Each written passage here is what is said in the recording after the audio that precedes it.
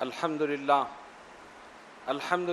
رب العالمین والصلاة والسلام علی من کان نبیا وآدم بین الماء والطین وعلی آلہ واصحابہ اجمعین اما بعد فاعوذ باللہ من الشیطان الرجیم بسم اللہ الرحمن الرحیم ان اللہ وملائکتہ یصلون علی النبی یا ایہا الذین آمنوا صلوا علیہ وسلموا تسلیما اللہم صلی علی سیدنا مولانا محمد وعلی آل سیدنا مولانا محمد صلاۃ دائمۃ بدوام الملک الحی القیوم۔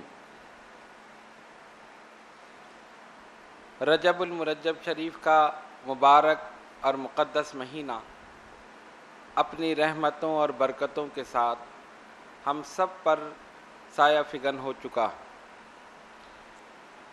اس ماہ مبارک میں بہت سی عظیم شخصیتوں نے وصال فرمایا اور اس ماہ مبارک کو ان سے نسبت ہے، اور ان میں سلسلہ چشتیہ کی سب سے عظیم علمی اور روحانی شخصیت سلطان الہند ولی الہند خواجہ خواجگاں معین بے کساں والی ہندوستان عطائے رسول حضرت خواجہ معین الدین چشتی اجمیری رضی اللہ عنہ ونور اللہ مرقدہ کی ذات والا صفات، آج ہم ان کی بارگاہ میں ہدیہ عقیدت اور محبت پیش کریں گے۔ وما توفیقی الا باللہ العلی العظیم۔ اللہ تبارک و تعالیٰ کا ہمیشہ ہی سے امت محمدیہ صلی اللہ علیہ وسلم پر یہ کرم رہا ہے کہ اس نے اس دنیا میں معصیت کے بڑھتے ہوئے رجحان کو روکنے کے لیے مختلف ادوار میں ایسی یگانہ روزگار ہستیوں کو بھیجا جنہوں نے اپنے قول، اپنے عمل، اپنی گفتار، اپنے کردار سے دین اسلام کا صحیح نقشہ پیش کیا اور دین اسلام کی حقانیت کو ثابت کیا، اور شرار بولہبی کے مقابل چراغ مصطفی کی لو کو بڑھایا۔ انہی عظیم شخصیتوں میں سلطان الہند ولی الہند خواجہ خواجگاں معین بے کساں والی ہندوستان عطائے رسول حضرت خواجہ معین الدین چشتی اجمیری رضی اللہ عنہ ونور اللہ مرقدہ کی ذات والا صفات ہے۔ آپ کی ولادت باسعادت قصبہ سنجر میں ہوئی۔ انیس الارواح کے مطابق آپ حسینی سید ہیں، حضرت سیدنا امام حسین رضی اللہ تعالیٰ عنہ کی اولاد میں سے، صحیح النسب سید۔ سیر العارفین میں لکھا ہے کہ جب آپ کی عمر مبارک 15 سال ہوئی تو والد محترم کا وصال ہو گیا، جن کا نام تھا حضرت خواجہ سید غیاث الدین رضی اللہ تعالی عنہ۔ والد محترم نے ترکے میں ایک باغ اور ایک پن چکی چھوڑی۔ حضرت خواجہ غریب نواز اس باغ کی نگرانی بھی فرماتے تھے، درختوں میں پانی دیتے تھے، صفائی کرتے تھے۔ ایک دن حسب معمول باغ میں اپنے کام میں مصروف تھے کہ ایک مجذوب بزرگ حضرت ابراہیم قندوزی رحمۃ اللہ علیہ اچانک باغ میں تشریف لے آئے۔ سلطان الہند غریب نواز نے دیکھا اللہ کے ولی ہیں، احترام سے ادب سے لا کر انہیں بٹھایا اور انگور کا ایک خوشہ توڑ کر اس کو دھو کر صاف کر کے آپ کی خدمت میں پیش کیا۔ انہوں نے چند دانے اس میں سے تناول فرمائے۔ دل خوش ہو گیا کہ ایک بچے نے اس طرح ادب کیا، احترام کیا، اور آپ جانتے ہیں کہ با ادب با نصیب، بے ادب بے نصیب۔ جو ادب کرتا ہے وہی سب کچھ لے جاتا ہے، اور جو بے ادب ہوتا ہے وہ کبھی بھی کچھ حاصل نہیں کر سکتا۔ اللہ کے ولی کی رحمت جوش میں آئی، دل خوش ہوا، اپنی ٹوکری سے کھلی کا ٹکڑا نکال کر چبایا، کہا بیٹا یہ کھا لو۔ سلطان الہند غریب نواز نے جیسے ہی وہ منہ میں رکھا، اس ٹکڑے کا منہ میں جانا تھا کہ دل کی دنیا ہی بدل گئی، آنکھوں سے حجابات ہٹ گئے، ایک منظر دکھایا، ایک جھلک دکھائی اور روانہ ہو گئے۔ اب وہ تو چلے گئے لیکن ہوش و خرد بھی اپنے ساتھ ہی لے گئے۔ دنیا سے نفرت پیدا ہو گئی، رجوع اللہ ہو گئے۔ اس باغ کو بیچ دیا، پنچکی کو بیچ دیا، اور جو کچھ حصہ تھا شرعی اپنے بھائی کو دیا، جو اپنا حصہ تھا وہ سب رائے خدا میں خیرات کر دی۔ وہ جو ایک منظر، ایک جھلک حضرت ابراہیم قندوزی رحمۃ اللہ علیہ نے غریب نواز کو دکھائی تھی، اسی میں گم ہو گئے۔ آپ دیکھتے ہیں نا کہ اس کی مثال اس طرح آپ سمجھیں کہ کوئی بہت اچھا پروگرام آپ ٹی وی پر دیکھیں، چینل پر دیکھیں، کوئی مذہبی پروگرام ہو، نعت خوانی کی محفل ہو، یا کسی آپ کے کوئی پسندیدہ عالم دین کی تقریر ہو، ایک کلپ آپ کو دکھا دیا جائے اور بند کر دیا جائے تو بے چین ہوتا ہے انسان کہ میں پوری تقریر سن لوں، میں پوری نعت سن لوں۔ کوئی آپ کا پسندیدہ نعت خواں، اس کی نعت کا ایک شعر آپ کو سنا دیا جائے، بھرپور محفل ہو رہی ہے، وہ جھوم کر پڑھ رہا ہے اور وہ نعت بھی آپ کی پسندیدہ ہے، ایک شعر سنایا اور اس کے بعد بند کر دیا، بے چینی ہوتی ہے یا نہیں؟ بے قراری ہوتی ہے، کہیں سے مجھے یہ مل جائے تاکہ میں پوری نعت سن لوں، کہیں سے یہ مجھے مل جائے پروگرام، میں پورا پروگرام دیکھ لوں۔ یہ تو ایک دنیاوی مثال ہے۔ ابراہیم قندوزی رحمۃ اللہ علیہ نے غریب نواز کو کیا دکھایا تھا، وہ تو دکھانے والا جانے یا دیکھنے والا۔ کیا منظر دکھایا، کیا جھلک دکھائی کہ دنیا سے بے رغبتی پیدا ہو گئی، رجوع اللہ ہو گئے۔ حضرت خواجہ عثمان ہارونی رحمۃ اللہ علیہ کی خدمت میں پہنچ گئے، جا کر بیعت ہوئے۔ ایک روایت میں آتا ہے حضرت خواجہ عثمان ہارونی رحمۃ اللہ علیہ نے فرمایا، معین الدین 1000 مرتبہ سورہ اخلاص یہاں بیٹھ کر پڑھو۔ فرماتے میں نے 1000 مرتبہ سورہ اخلاص پڑھی۔ اب آسمان کی طرف نظر اٹھاؤ، کہاں جا رہی؟ کہا حضور عرش اعظم پر۔ کہا ٹھیک ہے بیٹھ جاؤ، 1000 اور پڑھو۔ پھر 1000 پڑھی، اب نظر اٹھاؤ کہاں جا رہی؟ کہا آپ سدرۃ المنتہا پہ جا رہی۔ کہا پھر 1000 دفعہ پڑھو۔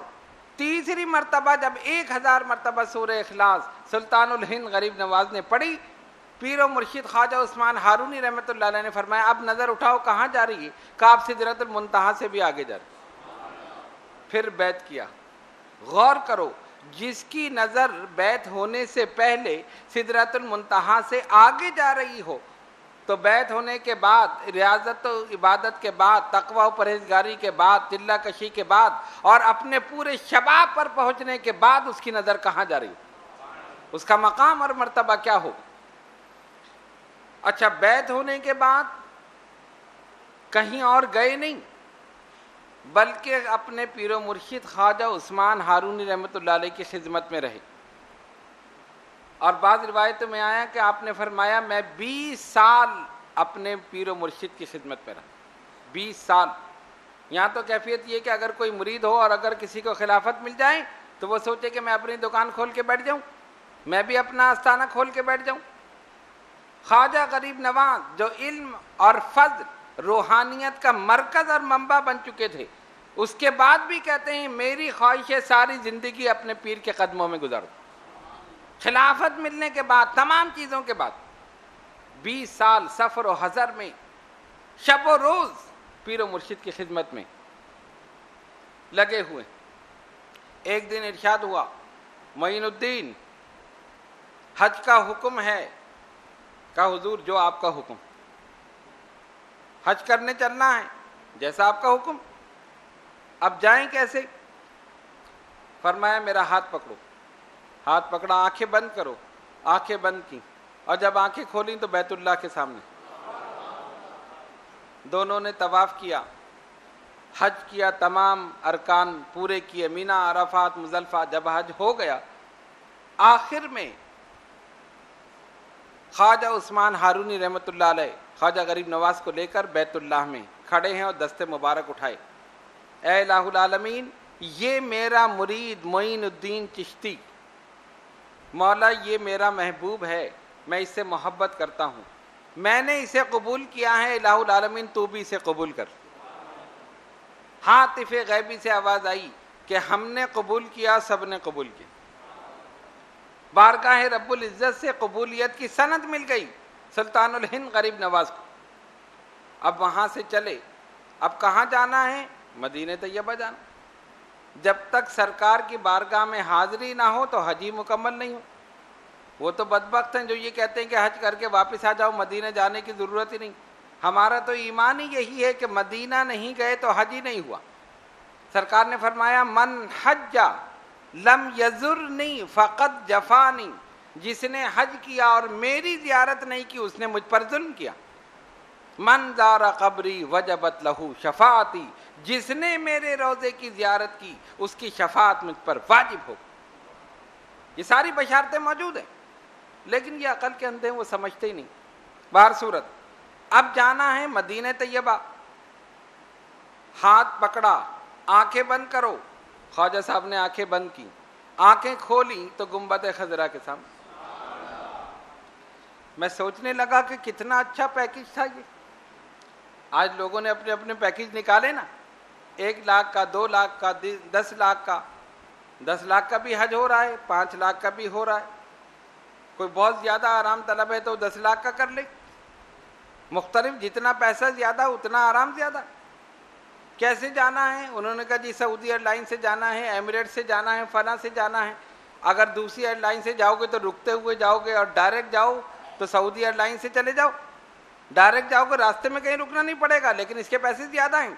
سب کے اپنے اپنے پیکج ہیں نا۔ یہ کتنا اچھا پیکج ہے، کسی لائن کی ضرورت ہی نہیں ہے، کسی ایئر لائن کی ضرورت ہی نہیں۔ ہاتھ پکڑا، آنکھیں بند کی، پہنچ گئے۔ ہے نا اچھا پیکج؟ پیکج تو بہت اچھا لگ رہا ہے، لیکن اس سے پہلے جو عبادت اور ریاضت ہے وہ کرو پہلے، پھر یہ پیکج ملے گا۔ ایسے بیٹھے بیٹھے نہیں ملے گا کہ ہاتھ پکڑ لیا، آنکھیں بند کی تو آنکھ کھولی تو وہیں پڑے کے پڑے رہ گئے۔ اس سے پہلے عبادت ہے، ریاضت ہے، تقویٰ ہے، پرہیزگاری ہے، اپنے نفس کا جہاد ہے، نفس کشی ہے، تب جا کے یہ مقام ملتا ہے، یہ مرتبہ ملتا ہے۔ پہنچ گئے مدینہ طیبہ، نبی پاک علیہ الصلوۃ والسلام کی بارگاہ میں حاضر ہوئے۔ دونوں عظیم شخصیتیں، حضرت خواجہ عثمان ہارونی اور حضرت خواجہ معین الدین چشتی اجمیری، بارگاہ رسالت میں باادب کھڑے ہیں، ہاتھ باندھے ہوئے، نظریں جھکی ہوئی ہیں۔ خواجہ عثمان ہارونی رحمۃ اللہ علیہ فرماتے ہیں معین بارگاہ رسالت میں سلام پیش کرو۔ آپ نے فرمایا الصلاۃ والسلام علیک یا رسول اللہ۔ جواب آیا وعلیکم السلام یا قطب المشائخ۔ سرکار نے جواب دے دیا۔ اب پیر و مرشد نے پھر عرض کی یا رسول اللہ صلی اللہ علیہ وسلم، یہ میرا مرید معین الدین چشتی، سرکار میں نے اسے قبول کر لیا، میں اسے محبت کرتا ہوں، بارگاہ رب العزت سے قبولیت کی سند مل گئی، سرکار آپ بھی قبول فرما لیں۔ روضہ رسول سے آواز آئی ہم نے بھی قبول کیا، سب نے قبول کیا۔ جب دونوں بارگاہوں سے قبولیت کی سند مل گئی تو جو وہاں مقبول ہے وہ ہر جگہ مقبول ہے۔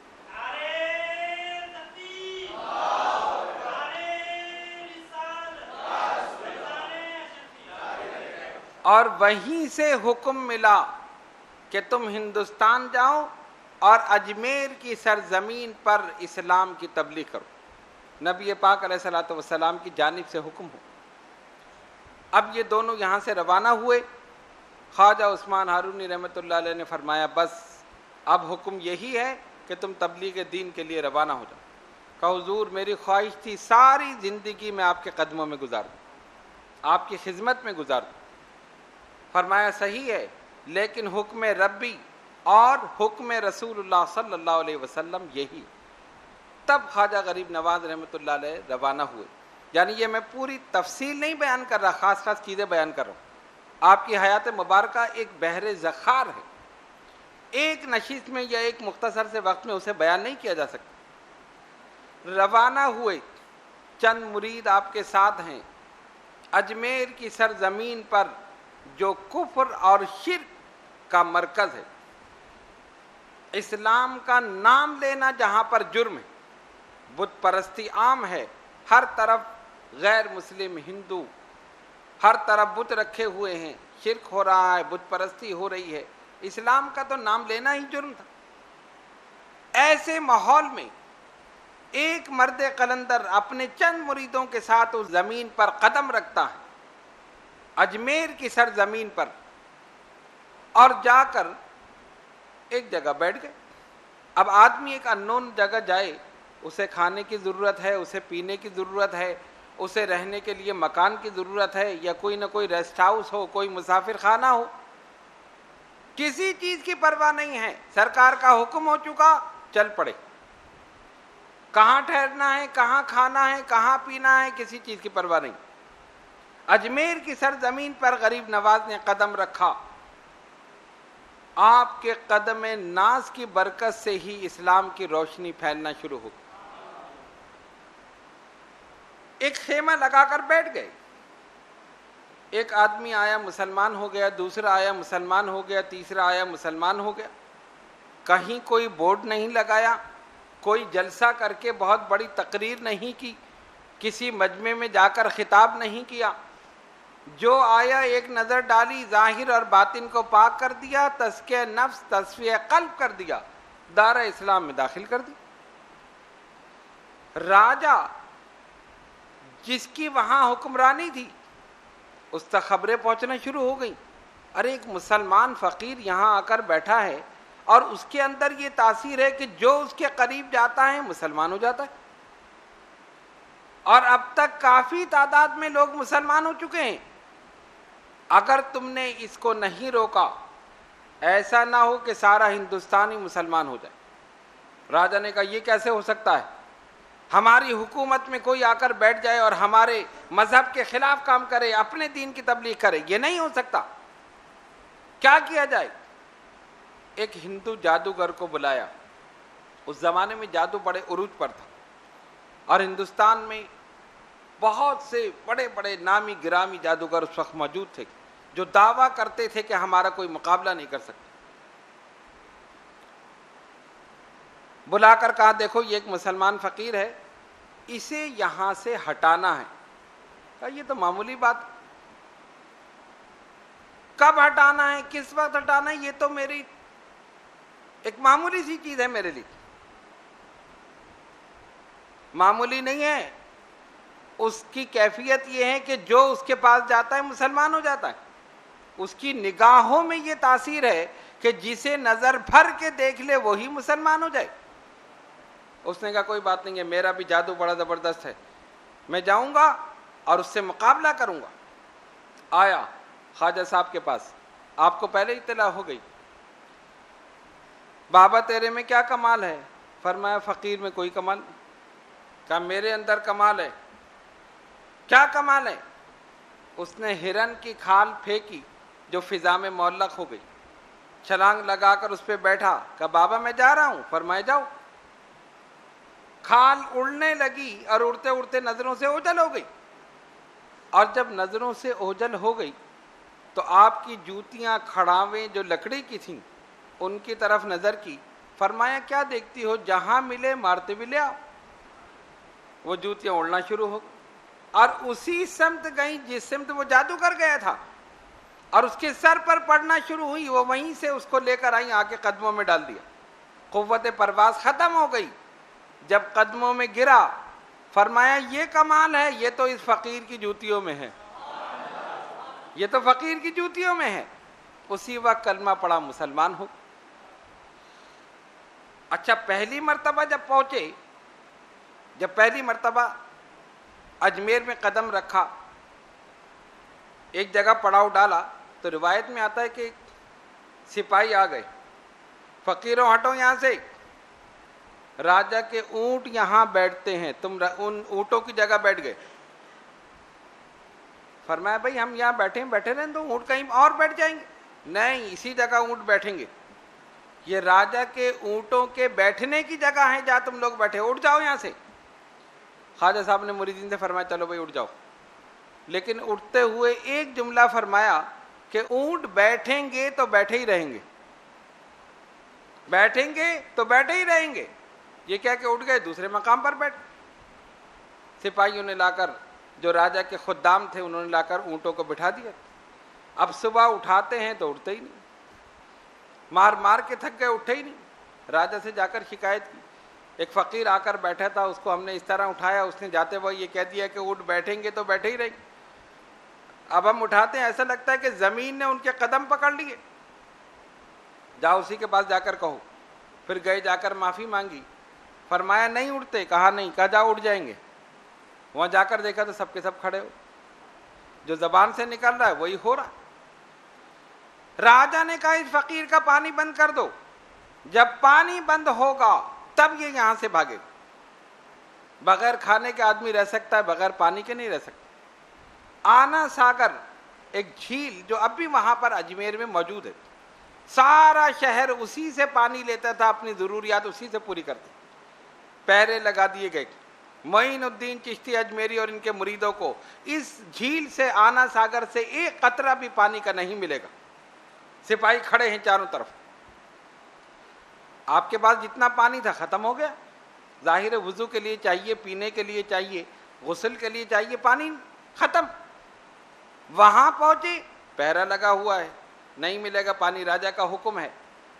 مریدین پریشان ہو کر حاضر ہوئے، حضور پانی ختم ہو چکا، وضو کرنا ہے، نماز کا وقت ہے، پینے کے لیے بھی چاہیے، وضو کے لیے بھی چاہیے، کیا ہوا؟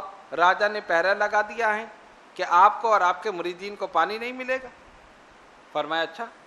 ایک پیالہ نکالا اور کہا یہ پیالہ لے کر جاؤ، اور وہ سپاہی جو آنا ساگر پر پہرا دے رہے ہیں ان سے کہنا صرف ایک پیالہ چاہیے، اس کے بعد ہم نہیں مانگیں گے۔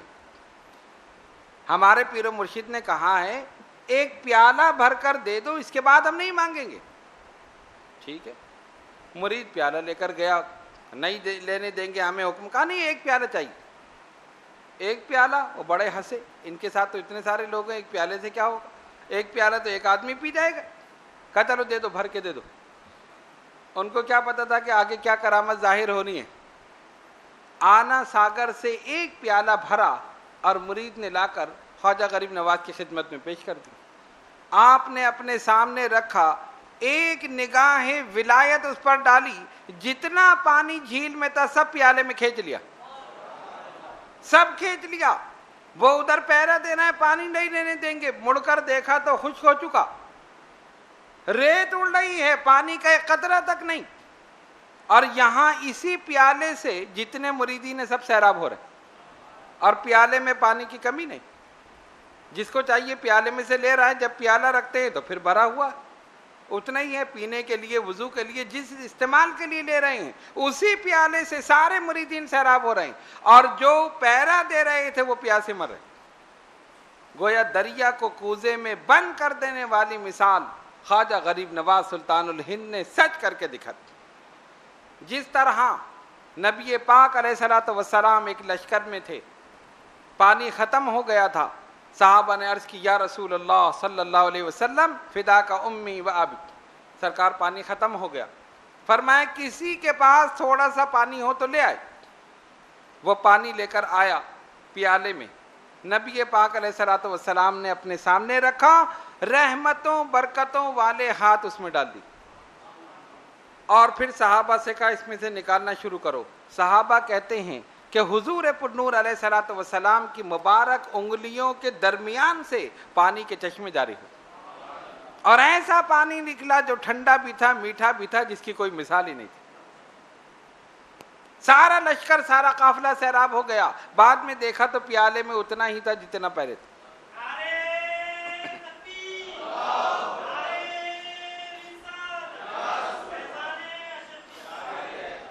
تو سلطان الہند غریب نواز نے اپنے نانا جناب محمد رسول اللہ صلی اللہ علیہ وسلم کے اس معجزے کی یاد تازہ کر دی، اور بتا دیا کہ دیکھو میں حضور علیہ الصلوۃ والسلام کا سچا غلام ہوں اور صحیح النسب سید۔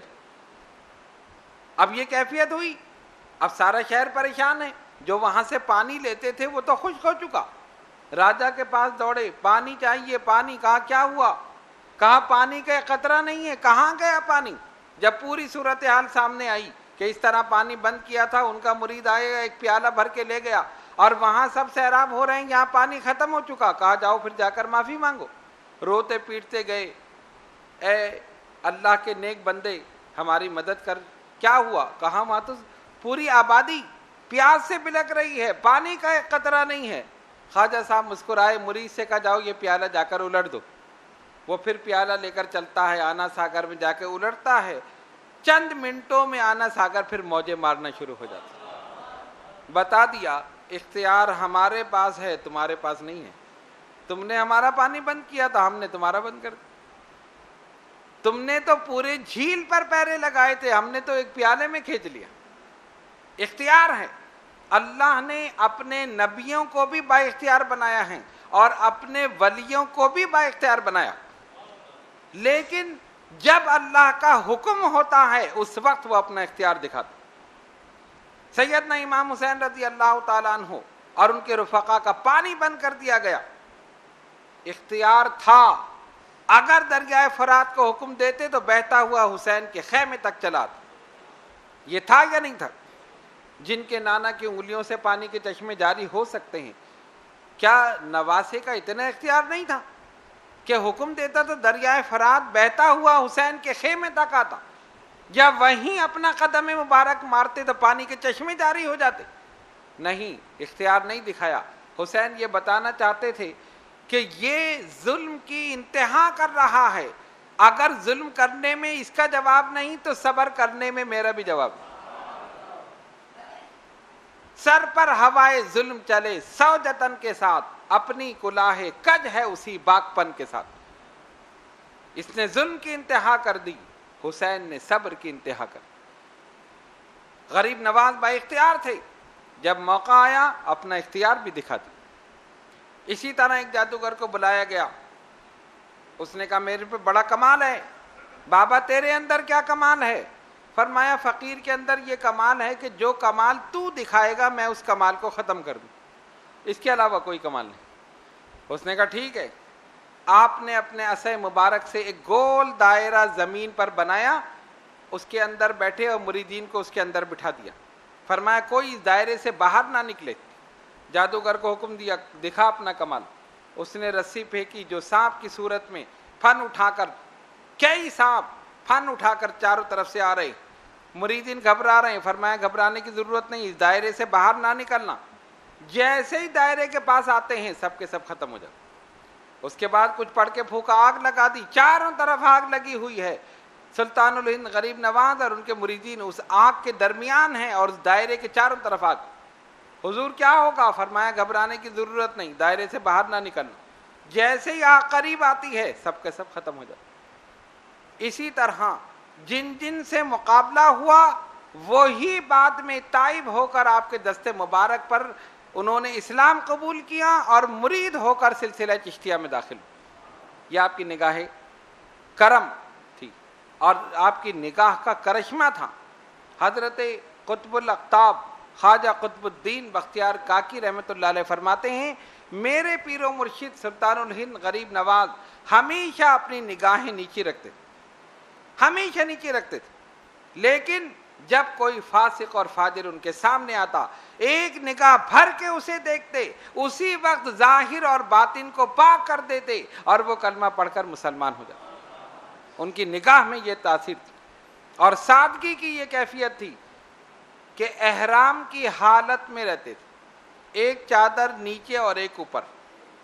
قطب الدین بختیار کاکی رحمۃ اللہ علیہ فرماتے ہیں وہ دو چادریں ایک نیچے تہمت کی طرح باندھتے تھے اور ایک احرام میں جیسے اوپر سے اوڑھتے ہیں اس طرح سلطان الہند غریب نواز. اتنی سادگی. اور جب وہ چادر پھٹ جاتی تھی تو جس قسم کا بھی کپڑا ملتا تھا اس کا پیوند لگا کر اسے سی لیا کرتے، اور بعض اوقات تو پوری چادر میں پیوند ہی پیوند لگے ہوتے. ہند کے سلطان تھے اور سادگی کی یہ کیفیت. حقیقت میں سلطانی تو ان کی تھی، حقیقت میں بادشاہت تو ان کی تھی کہ جس طرف جس کو جو حکم دے دیا اس نے وہی کر لی. نبی پاک علیہ الصلوۃ والسلام کی زیارت ہوئی. سرکار نے فرمایا معین الدین تم نے میری ساری سنتوں پر عمل کیا سوائے ایک سنت کے، وہ تم نے چھوڑ دی۔ یا رسول اللہ صلی اللہ علیہ وسلم کون سی سنت؟ فرمایا نکاح، یہ بھی تو میری سنت کا جو حضور کا حکم۔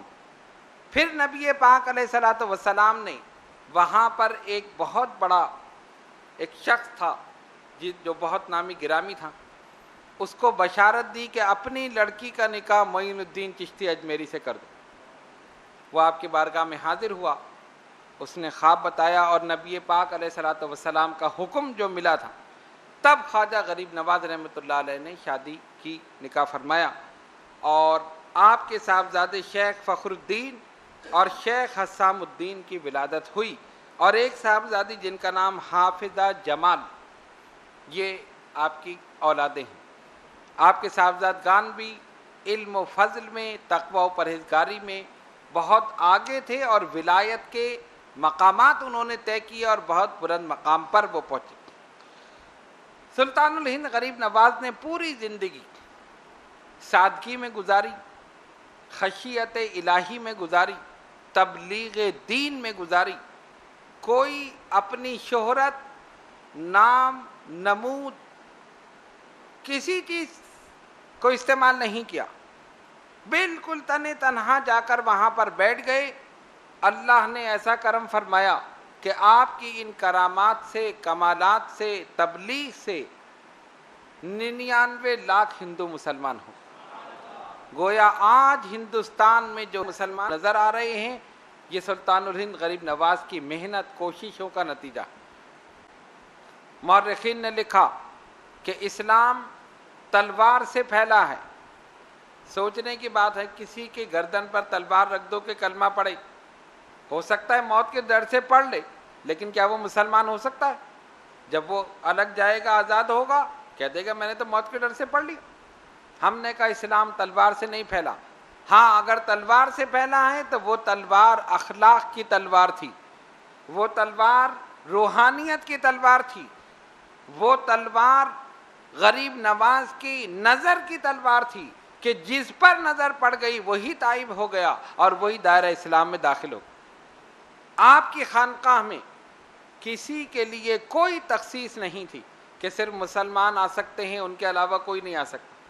غیر مسلم بھی آتے تھے، غیر مذہب بھی آتے تھے، بت پرست بھی آتے تھے، سب فیض حاصل کرتے تھے، اور جب جاتے تھے تو سچے پکے مسلمان ہو کر جاتے۔ آپ کی نگاہ میں یہ تاثر۔ علماء کی تبلیغ اور ہے، صوفیہ کی تبلیغ اور ہے۔ عالم بتاتا ہے، صوفی دکھاتا ہے۔ عالم کہتا ہے اسلام یہ ہے، اسلام یہ ہے، اسلام یہ ہے، اور صوفی چلتا ہے تو اسلام چلتا ہوا نظر آتا، وہ بولتا ہے تو اسلام بولتا ہوا نظر آتا۔ حضرت بایزید بستامی رحمت اللہ تعالی علیہ کے برابر ایک عیسائی رہتا تھا۔ کسی مسلمان نے کہا اسلام قبول کر لو، کہنا کون سا اسلام؟ اس نے کہا کون سا کیا مطلب ہے، کیا بہت سارے اسلام ہیں؟ کہا میری نظر میں 2 اسلام۔ وہ کیسے؟ کہا ایک اسلام وہ ہے جس پہ تو عمل کر رہا، اور ایک اسلام وہ ہے جس پہ بایزید بستامی عمل کر رہا۔ اگر اس اسلام کی بات کرتا ہے جس پر تو عمل کر رہا ہے تو ایسے اسلام کو میں دور سے ہی سلام کرتا ہوں، میں قبول نہیں کرتا۔ اور اس اسلام کی بات کرتا ہے جس پر حضرت بایزید بستامی عمل کر رہے ہیں، آج ہی میں قبول کرنے کے لیے تیار۔ حقیقت حال یہی ہے کہ ہم کہتے ہیں اسلام سچائی کی تعلیم دیتا ہے، ہم خود جھوٹ بولتے ہیں۔ اسلام کہتا ہے غیبت نہ کرو، ہم غیبت کرتے ہیں۔ اسلام کہتا ہے کسی کی دل آزاری نہ کرو، ہم کرتے ہیں۔ اسلام کہتا ہے دھوکہ نہ دو، ہم دیتے ہیں۔ ساری باتیں اسلام کی بتاتے ہیں، خود عمل نہیں کرتے۔ جبکہ ان صوفیاء کرام کا، بزرگان دین، اولیاء کاملین کا طریقہ یہی تھا کہ انہوں نے بتایا نہیں، دکھا دی، عمل کر کے دکھا دیا، بتا دیا کہ دیکھو یہ اسلام ہے۔ کیسے سے کیسا ظالم، فاسق، فاجر ان کے سامنے آیا، اور ان کے چہرے کو دیکھ کر ہی مسلمان ہو گئے، ان کی اداؤں کو دیکھ کر مسلمان ہو گئے، ان کے کردار کو دیکھ کر مسلمان ہو گئے۔ تو یہ ساری چیزیں عمل سے ہیں، اگر عمل نہ ہو تو پھر زبان میں اثر نہ ہو۔ حضرت خواجہ معین الدین چشتی اجمیری رحمت اللہ علیہ کی ذات بابرکات سے بے شمار کرامات کا ظہور ہو، بے شمار کرامات۔ آپ کے مرید اور خلیفہ قطب الاقطاب خواجہ قطب الدین بختیار کاکی رحمۃ اللہ علیہ، جن کا مزار مبارک مہرولی دہلی میں ہے، انہوں نے اپنی کتاب میں آپ کے ملفوظات، کرامات، کمالات اور ان تمام چیزوں کا انہوں نے ذکر کیا۔ ایک نشست میں ان سب کا بیان کرنا جو ہے وہ ناممکن ہے۔ وصال مبارک کا جب وقت قریب آیا، آپ خود امامت فرماتے تھے۔ جب اذان ہو جاتی اور بالکل نماز میں چند منٹ باقی رہتے، تب آپ حجرے سے باہر تشریف لاتے، مصلی امامت پر بیٹھتے اور پھر امامت فرماتے اور امامت فرما کے پھر حجرے میں تشریف لے جاتے۔ مریدین کے ملنے کے لیے ٹائم تھا، جو لوگ آتے تھے فریاد لے کر ان کے لیے الگ ٹائم تھا، اپنی عبادت کا الگ ٹائم تھا، پورے ٹائم کو آپ نے مینیج کیا ہوا تھا۔ فجر کی اذان ہوئی، حجرہ مبارک بند ہے، دروازہ اندر سے بند ہے، مریدین انتظار کر رہے ہیں، حضرت تشریف نہیں لائے، یہاں تک کہ بالکل نماز کا وقت ہو گیا، اور کبھی ایسا نہیں ہوا تھا کہ نماز کا وقت ہو اور حضرت تشریف نہ لائیں۔ مریدوں نے سوچا کہ ہو سکتا ہے طبیعت خراب ہو، جماعت کھڑی ہو گئی، جماعت کے دوران بھی نہیں تشریف لائے۔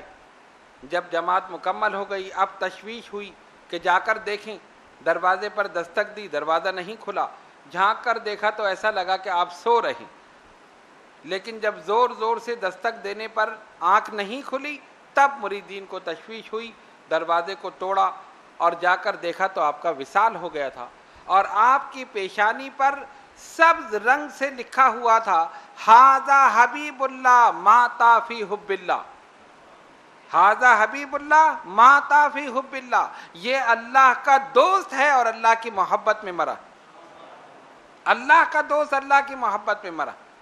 اور آپ کے چہرے پر نور ولایت چمک رہا تھا۔ مریدین نے دیکھا کہ حضرت وصال فرما چکے، نہلا کر کفنا کر دفن کر دیا گیا۔ آج تک ہندوستان کے بڑے بڑے صدور، وزرائے اعظم وہاں پر حاضری دینا اپنے لیے شرف سمجھتے۔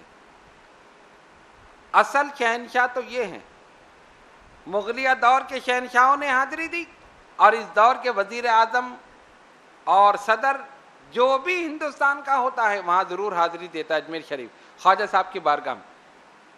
وجہ کیا ہے؟ ان کی صدارت یا وزارت تو 4 سال کے لیے، 5 سال کے لیے، 5 سال کے بعد الیکشن ہوا، پھر دوسرا صدر، پھر نیا وزیر اعظم۔ ہندوستان میں کتنی سلطنتیں آئیں، ختم ہو گئی، کتنے شہنشاہ آئے چلے گئے، کتنے وزیر اعظم آئے چلے گئے، لیکن میرے خواجہ کی سلطنت اسی طرح، اس میں کوئی کمی نہیں، اس میں کوئی خرابی نہیں، اس کو کوئی ختم کرنے والا نہیں، اس لیے کہ وہ عطائے رسول ہیں، اور جو رسول کی عطا ہوتی ہے وہ ختم نہیں ہوتی، وہ خود عطائے رسول ہیں، اور رسول کی عطا سے اب تک عطا کر رہے ہیں اور انشاءاللہ عطا کرتے رہے۔ ایک فقیر آپ کے روضے پر گیا اور جا کے کہتا ہے، خواجہ 10 روپے کا سوال ہے، 10 روپے چاہیے مجھے، کوئی جواب نہیں۔ پھر کہتا ہے مجھے 10 روپے چاہیے۔ ایک وہاں سے گزر رہا تھا، وہ جو دوسرے عقیدے کا تھا، اس نے کہا یہ مزاروں سے کیوں مانگ رہے ہو؟ ارے یہ تو مر گئے، مٹی ہو گئے، ان سے مانگنے کی کیا ضرورت ہے، لاؤ میں دیتا ہوں۔ اپنی جیب سے 10 روپے نکالے، لے یہ 10 روپے لے کے جائیے، مزار والے کیا دیں گے، مجھ سے لے۔ اس نے 10 روپے لیے اور مزار کی طرف دیکھا، واہ خواجہ تیری کیا شان ہے، دلوایا بھی تو اپنے منکر سے، دلوایا بھی تو اپنے منکر سے۔ خیر تو ہند کا سلطان ہے، تیری مرضی، جس سے بھی دلوائے، جیب میں رکھ کے چلا۔ یہ بیچارہ منہ کھلا کا کھلا حیرت سے اس کی شکل دیکھ رہا۔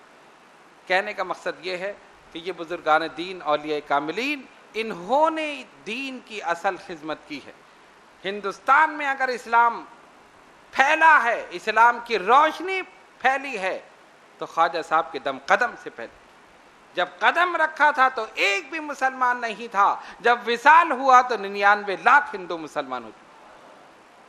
کوئی تقریر نہیں کی، کوئی کانفرنس نہیں کی، کوئی جلسہ نہیں کیا، کوئی جماعت لے کر ادھر سے ادھر نہیں گھومے، ایک جگہ قدم رکھ دیا، وہیں مخلوق خدا پہنچ گئی۔ اپنے علم سے، اپنی کرامات سے، اپنی کمالات سے، اپنی روحانیت سے اسلام کی تبلیغ اور اشاعت فرمائی، اور آج تک ان کا فیض جاری ہے، انشاءاللہ تا قیامت جاری رہے گا۔ رجب کی 6 تاریخ کو 627 ہجری میں، اور بعض روایت میں 632، یہ 2 روایتیں ہیں آپ کے وصال کے متعلق، تو آپ نے وصال فرمایا اور 6 تاریخ کو آپ کی چھٹی شریف منائی جاتی. مزار مبارک پر زور و شور کے ساتھ بڑی رونق ہوتی ہے، دور دراز علاقوں سے سب جگہ سے لوگ جاتے ہیں. اللہ تبارک و تعالی ہم سب کو ان کے نقش قدم پر چلنے کی توفیق عطا فرمائے. آئیے دعا کریں اللہ رب العالمین ہمارے صغیرہ و کبیرہ گناہوں کو معاف فرما. یا اللہ ہماری نمازوں کو قبول فرما. یا اللہ ہمارے سجدوں کو قبول فرما. اے الہ العالمین یہ تمام حضرات اور خواتین جو دور دراز مقامات سے اس نشست میں شرکت کرنے کے لیے حاضر ہوئے، مولا ان سب پر اپنی رحمتیں برکتیں نازل فرما. ان سب کے علم میں، عمل میں، عمر میں برکت عطا فرما. ان اللہ و ملائکتہ یصلون علی النبی یا ایھا الذین آمنوا صلوا علیہ وسلموا تسلیما. اللہم صلی علی سیدنا مولانا محمد وعلی آل سیدنا مولانا محمد صلاۃ دائمۃ بدوام الملک الحی القیوم. سبحان ربک رب العزۃ عما یصفون وسلام علی المرسلین والحمد للہ رب العالمین.